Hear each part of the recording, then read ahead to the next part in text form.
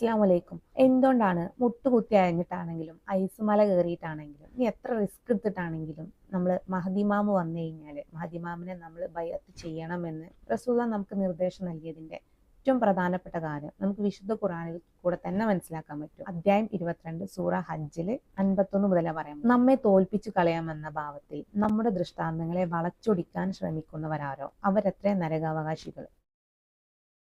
അള്ളാന്റെ ദൃഷ്ടാന്തം വരുമ്പോൾ അത് വളച്ചൊടിച്ച് സംസാരിക്കുന്ന ആളുകൾ ഉണ്ടാവും. നരകാവകാശികളാണെന്ന് അള്ളാഹ് ഇവിടെ പറയുന്നുണ്ട്. നിനക്ക് മുമ്പ് ഏതൊരു ദൂതനെയും പ്രവാചകനെയും നാം അയച്ചിട്ട് അദ്ദേഹം ഓതി കേൾപ്പിക്കുന്ന സമയത്ത് ആ ഓതി കേൾപ്പിക്കുന്ന കാര്യത്തിൽ പിശാച് തന്റെ ദുർബോധനം ചെലുത്തി വിടാതിരുന്നിട്ടില്ല. എന്നാൽ പിശാച് ചെലുത്തി വിടുന്നത് അള്ളാഹു മായ്ച്ചു കളയുകയും എന്നിട്ട് അള്ളാഹു തന്റെ വചനങ്ങളെ പ്രബലമാക്കുകയും ചെയ്യും. അള്ളാഹു എല്ലാം അറിയുന്നവനും യുക്തിമാനുമാകുന്നു. അദ്ദേഹം ഓതി കേൾപ്പിക്കുന്ന സമയത്ത് അഥവാ ജനങ്ങൾക്ക് അല്ലെങ്കിൽ ആ സമുദായത്തിന് അത് കേൾപ്പിച്ചു കൊടുക്കുന്ന അല്ലെങ്കിൽ അറിവ് നൽകുന്ന ആ ഒരു സാഹചര്യത്തില് പിശാച് തന്റെ ദുർബോധനം ചെലുത്തി വിടാതിരുന്നിട്ടില്ല. എന്നാൽ പിശാച് ചെലുത്തി വിടുന്നത് അള്ളാഹു മായ്ച്ചു കളയുകയും എന്നിട്ട് അള്ളാഹു തന്റെ വചനങ്ങളെ പ്രബലമാക്കുകയും ചെയ്യും. അള്ളാഹുവിന്റെ യഥാർത്ഥ സത്യങ്ങള് ഈ സമുദായത്തിന് കൊടുക്കുന്ന സമയത്ത് പിശാച് അവിടെ എന്ത് ചെയ്യും? ഓരോരുത്തരുടെ ഹൃദയങ്ങളെ മാറ്റിമറിക്കാൻ പിശാചിന് കഴിവുണ്ട്. അതുകൊണ്ട് തന്നെ യഥാർത്ഥ സത്യങ്ങൾ അവർ കേൾക്കുന്ന സമയത്ത് അവരെ ഹൃദയത്തിൽ പോയിട്ട് അതിനെ തെറ്റാണ് അല്ലെങ്കിൽ ഇത് നിങ്ങൾ അംഗീകരിക്കരുത് എന്നും പറഞ്ഞ് ദുർബോധനം ചെയ്യിപ്പിക്കാൻ ആർക്ക്? പിശാചിന് സാധിക്കും. ആ ഒരു സമയം വരുമ്പോൾ ചില ആളുകൾ അതിനെ വിശ്വസിക്കും, ചില ആളുകൾ വിശ്വസിക്കാതിരിക്കും.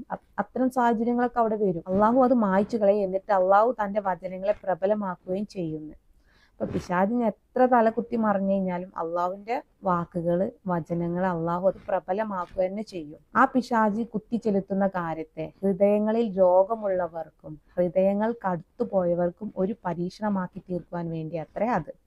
തീർച്ചയായും അക്രമികൾ സത്യത്തിൽ നിന്ന് വിദൂരമായ കക്ഷി മത്സര്യത്തിലാകുന്നു.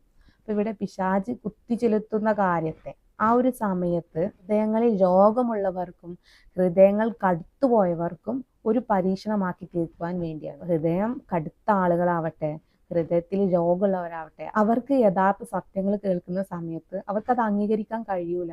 അവരതിനെ നിഷേധിച്ചുകൊണ്ടേയിരിക്കും. അവർക്കൊരു പരീക്ഷണമായിട്ടാണ് ആ ഒരു സമയം അള്ളാഹു അതിനെടുക്കുന്നത്.